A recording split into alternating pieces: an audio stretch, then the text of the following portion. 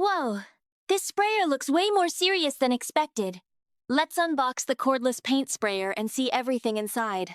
You get the sprayer, 4 nozzles, viscosity cup, brush, and needle tool. First impression: lightweight, compact, and surprisingly comfortable to hold. It runs on Ryobi 18V batteries, but battery is not included.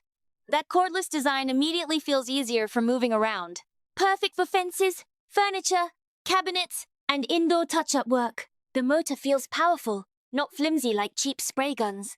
I like the 1000 milliliters per minute flow rate a lot. It covers surfaces fast, without making the paint look messy. The spray stayed even, which mattered most during testing. There are 4 nozzle sizes: 1.5, 1.8, 2.2, and 2.6 millimeters. That gives you more control for detail work or thicker coatings. Switching nozzles is simple, which saves time during projects. It also offers 3 spray patterns: horizontal, vertical, and circular.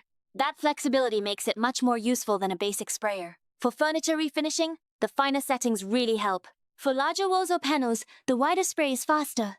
I tested thicker paint too, and it handled up to 150 DINs. That's great for primers, coatings, and most DIY finishes. The trigger feels responsive, and the grip stays ergonomic. Cleanup looks manageable thanks to the included brush and needle tool. I'd still recommend cleaning it right after every use. There's also low voltage and overload protection for safer battery use. That gives extra peace of mind during longer projects. Honestly, this feels built for homeowners and furniture refinishers. If you already use Ryobi batteries, it makes even more sense. For fast, smooth, cordless painting, this one is a solid pick. If you want easy coverage and flexible spraying, check it out. Just remember, you'll need your own Ryobi 18V battery.